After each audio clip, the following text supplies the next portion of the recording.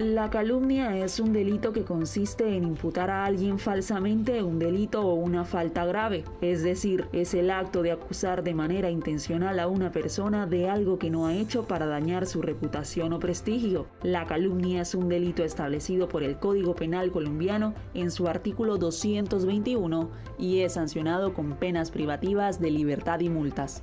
El artículo 221 del Código Penal colombiano establece: el que impute falsamente a otro una conducta típica incurrirá en prisión de 16 a 72 meses y multa de 13.33 a 1.500 salarios mínimos legales vigentes.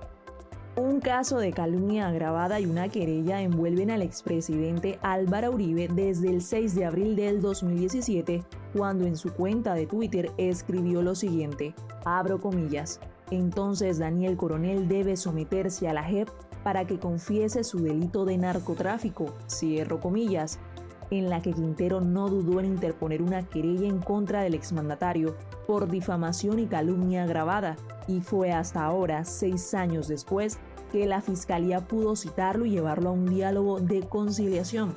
El pasado 27 de septiembre Uribe fue imputado por calumnia agravada luego de que la Fiscalía presentara 168 pruebas que ahora tendrán que ser estudiadas por un juez penal municipal para que el senador sea juzgado por el cargo, a menos que se llegue a una conciliación. Quintero aseguró que espera que la rectificación cumpla con los principios de verdad, justicia y retractación, y de no ser así no se podrá llegar a un acuerdo. Y la Fiscalía concluyó que no existe una conducta positiva por parte del expresidente de querer resarcir el daño ocasionado a la integridad moral del periodista Daniel Coronel. La puse el 7 de abril de 2017. Hoy finalmente la Fiscalía ha decidido acusar al expresidente Uribe por la calumnia contra mí. El artículo 220 del Código Penal colombiano asegura que la injuria es un delito que consiste en atentar contra la dignidad, el honor o el buen nombre de una persona, manifestando distintos tipos de hechos u opiniones. A diferencia de la calumnia, la injuria son los actos que lesionan la dignidad de una persona, poniendo en juicio su reputación, atribuyendo hechos o comportamientos cuestionables. El artículo 220 del Código Penal colombiano establece: el que haga a otra persona imputaciones deshonrosas incurrirá en prisión de 16 a 54 meses y multa de 13.33 a 1.500 salarios mínimos legales mensuales vigentes. Hablemos sobre el caso de injuria que se presentó una vez más en la política colombiana. El fiscal Daniel Hernández presentó una denuncia contra el ex embajador de Venezuela Armando Benedetti por llamarlo bandido tras salir de una audiencia de indagatoria en la Corte Suprema de Justicia el pasado 21 de septiembre del presente año.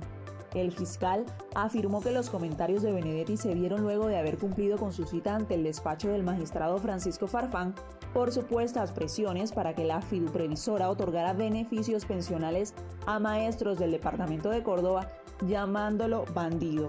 Estas palabras, según el fiscal, afectan su honra y su buen nombre, pues menciona que esas declaraciones tienen el único fin de afectar su integridad moral y de seguir engañando a la administración de justicia. A continuación, las palabras mencionadas por Benedetti.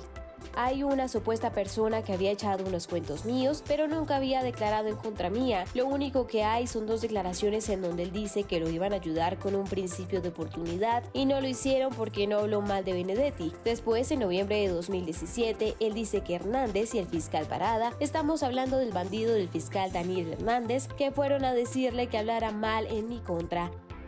Se le conoce como censura al proceso mediante el cual se analiza una información o un material público, con el fin de eliminar datos que vayan en contra de los principios y valores establecidos por los censores.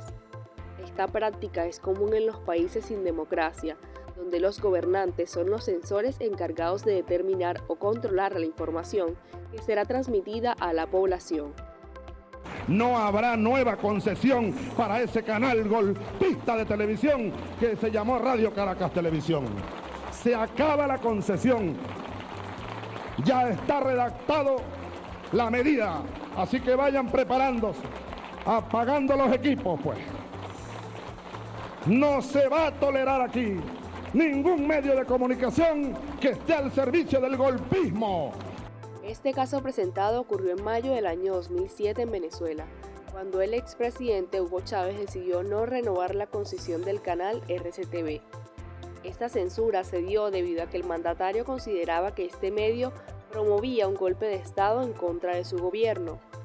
Con esta acción se atentó contra el artículo 57 de la Constitución de la República Bolivariana de Venezuela, el cual manifiesta que toda persona tiene derecho a expresar libremente sus pensamientos, sus ideas u opiniones de viva voz, por escrito o mediante cualquier otra forma de expresión, y de hacer uso para ello de cualquier medio de comunicación y difusión sin que pueda establecerse censura. Por ello, los integrantes del canal salieron a marchar para defender su derecho a la libertad de expresión, mientras que los periodistas exigían el respeto a su profesión, la cual estaba siendo intervenida para no cumplir con el deber de informar la realidad del país. La autocensura es el acto de incurrir en la omisión de información por parte de algunos medios de comunicación o periodistas, por miedo a las repercusiones negativas que puedan realizar en contra de ellos. Es también un mecanismo de defensa o protección hacia la presión que se les ejerce, generando que las personas no manifiesten su verdadera opinión por miedo a las consecuencias.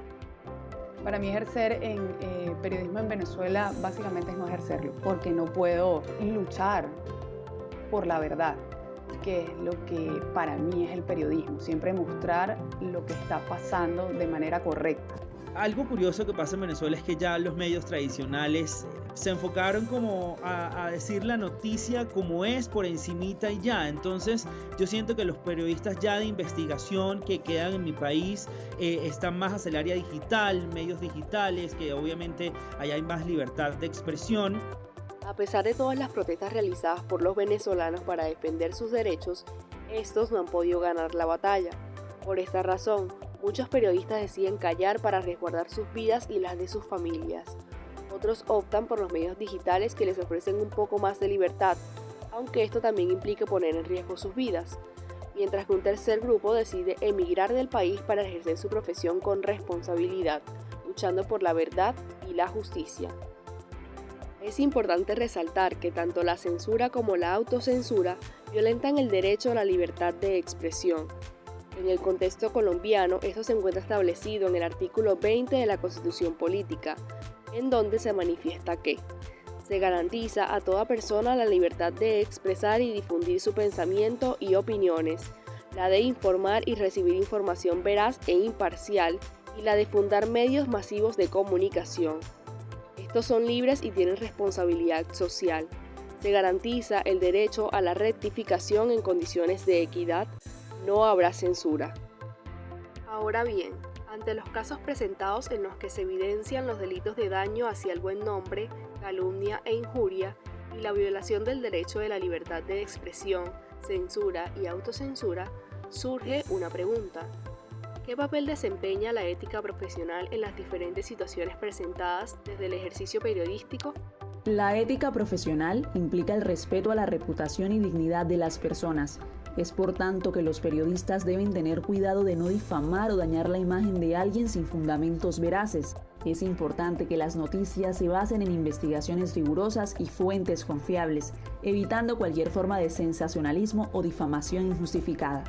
La ética profesional en el ejercicio de informar juega un papel crucial en la toma de decisiones. El profesional de la comunicación debe ser consciente de su responsabilidad de informar y dar voz a diferentes perspectivas, incluso cuando esto pueda resultar incómodo o impopular. La autocensura puede limitar la libertad de expresión y distorsionar la verdad, por lo que es importante que los periodistas se mantengan fieles a sus principios éticos y eviten restringir su trabajo por miedo a las consecuencias negativas.